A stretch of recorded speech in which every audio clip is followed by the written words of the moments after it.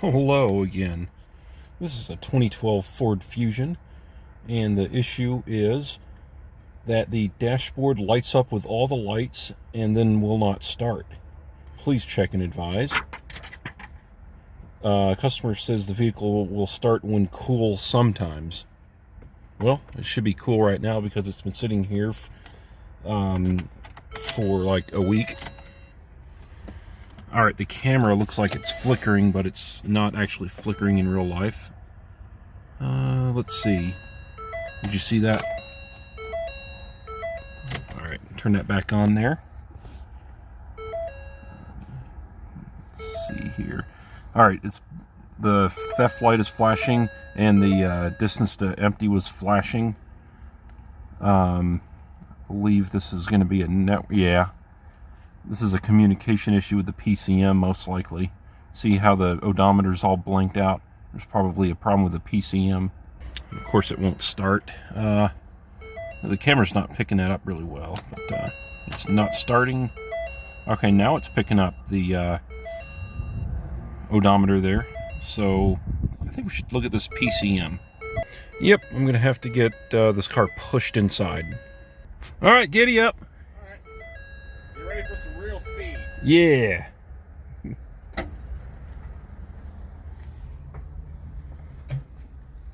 We made it in. Doo-doo-doo, doo-doo-doo. Got the old trusty scan tool device here. Stop flashing at me! Ah! Relevant diagnostic trouble code retrieval procedure has been initiated, Captain. Holy cow. Holy cow. Whoa, dude. Whoa, look at all these codes, dude. Wow. Yeah, and this code right here, I believe, is a first for me. A P0000. Okay, a P000. Alright, so the next step is to clear all these codes out and see if it fixes it. No, I'm just kidding. Clear them out and see what comes back. These are the codes that came back here. Well, don't ignore the P1000, but there's a immobilizer ECM communication error code.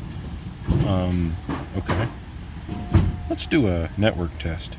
Commencing network test.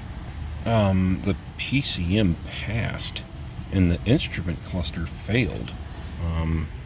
It looks like the PCM's failing, but the instrument cluster would pass. What? What? I guess I'll follow the pinpoint test for the instrument cluster not responding to the scan tool. I don't know. I mean, that immobilizer ECM communication error code came back immediately. By the way, some other codes came back. And this seems like something that would be more related to what I'm seeing here. So it's almost like I should investigate this code instead of the other one. However, since some of the codes that came back are battery voltage low codes, let me look at the battery. Yep, there's a battery there. Okie dokie. Got the ground hooked up here, and let's see what the battery voltage is. The nominal battery voltage is... Okay. Okay, I think we've got a dead cell in the battery. Oh my goodness, if that's all it is, that'd be amazing. Let's check these two giant mega fuses here. Whoa, stay. Come on. Good. Cool. No giant power feeds that are bad. Okay, I think we need to jump start this thing and see what happens. Alright, I've got my trusty jumper box on here. I am not a sponsor by Noco Boost. However, I am pleased with that jump box there. I think it was like $130 at AutoZone, but I'm sure you can find it cheaper somewhere else. Yeah. I put the jumper on and it's at 11.5 now, so I think it's definitely got a dead cell in the battery. Let's see if it starts. Oh, alright. Nope. Let's clear the codes out and see what happens and see if it'll start. No, it's still not wanting to start. Seems like it's giving a steady odometer reading now, though. Try a different key just in case one of them's bad. No. Alright, well, Obviously, a good starting point here is the battery. Replacing that. I'll get with you guys a little later after I put that in and let you know what happens. Alright, so I have not got approval yet to do this, but I can't wait any longer. I'm just, I want to see if this fixes it. So what do you say we go ahead and swap this battery out? I think it sounds like a plan to me. Alright, the hold down out, the positive terminal, and then in order to get the negative, gotta get a wrench on here. Alright, take the negative off first, and it's stuck on there.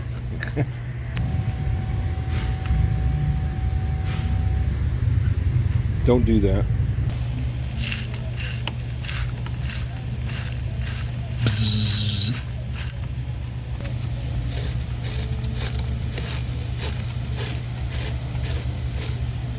For those of you curious, the battery is 2.5 years old.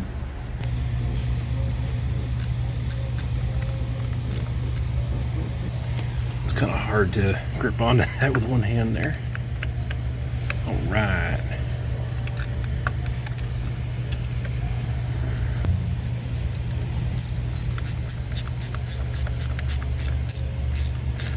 Make sure you touch the positive terminal with that so that you zap yourself.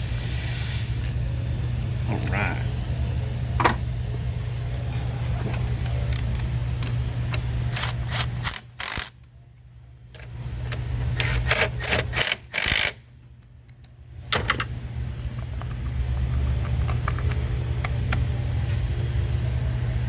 Alright, I've got all 12 volts now, and I've got codes cleared out.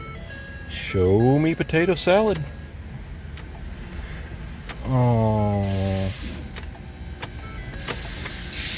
Oh. Either way, don't forget the basics, guys. Just check the battery and all that. Well, I'm gonna go after that one since the theft light's flashing and ECM is acting like it's not communicating, so that's the theft light flashing thing, is the immobilizer.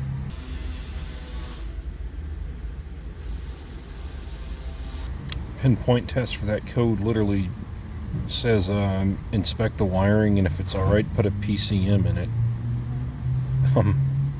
Does mention checking for a certain code for the inside the instrument cluster, and if that's present, do that first. But that's not present, but I can't do a self-test on the instrument cluster because it's not responding to the scan tool. So maybe that's my next course of action, is to see why the instrument cluster is not responding to the scan tool. Okay, the symptom chart for the instrument cluster does not have a communication issue with the instrument cluster as an option. So sort of back here again at the network test, lost communication with the instrument cluster, the GEM module. The instrument cluster's failed the network test like before, you know. And yeah, it's literally the only module failing the network test. That's kind of pointing a finger at the instrument cluster there. Ow!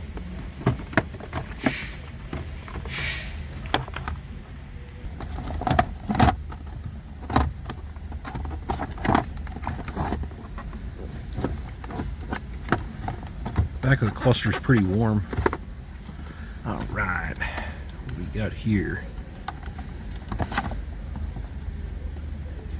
Zoom in on that for you. No obvious damage. Yeah, that's definitely an instrument cluster there. Okay. Maybe pull the back skin off of here and look for burn spots on the PCB. Let's held on with some clips here. Alright, there's the input right there in that connector. Just looking up close here. Nothing sticks out to me. taking a look here, performing a visual inspection.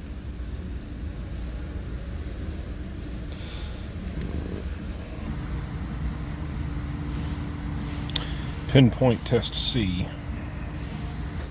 Checking pin 20 and 21 to ground. They both have battery voltage. Now I'm ohming pin 5 to ground to verify the integrity of the ground to the instrument cluster. The battery has been disconnected. Continuity, it's a good ground. When I'm trying to find the right probe for the socket I'm going to be using, to plug into a connector here, I compare the pin size on the male end of the connector to the probe I'm finding, and this one does match, so I'm going to use this probe.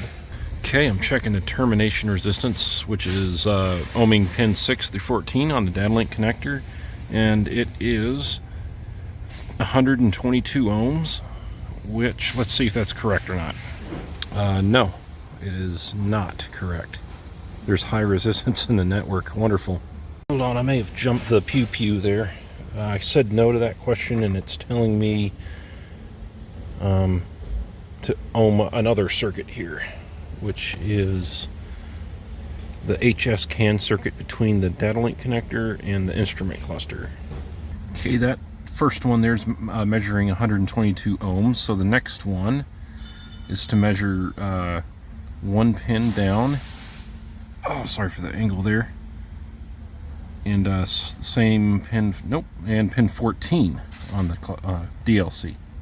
Okay, so I'm getting an open here, and I'm getting, and I'm getting a continuity here, so I need to investigate this top one here. I can say there's some good news here, and that's the open is in between the data link connector under the dash, it's dark under there, and this connector up here for the instrument cluster. That's not much area there for something to be hiding. Okay, so the wire that I ohmed that has an open comes from the instrument cluster, pin 25, and it splices into the network right here. There's no other network issues, no other modules dropping out, so it's got to be between here and here, I would think. Splice 221 is all the way over here on the passenger side of the dash. Unless this is a reversed image of the dash, which I think it is. That's crazy. See that hump here? I think that's the hump above the steering wheel. Okay, no big deal. So, I mean, the instrument cluster plugs in right about here, and that's the splice right there. That's not much area at all for an issue to happen. Okay, so I've got the meter hooked back up, and I'm going to monitor the circuit resistance while I don't have it hooked up yet. I've got continuity now. What in the world? Let's mess with this harness a little bit. Squeezing it around, right around where that splice is. See what happens. Nothing. Okay. I've got continuity on both wires now. I just love my job. What the heck?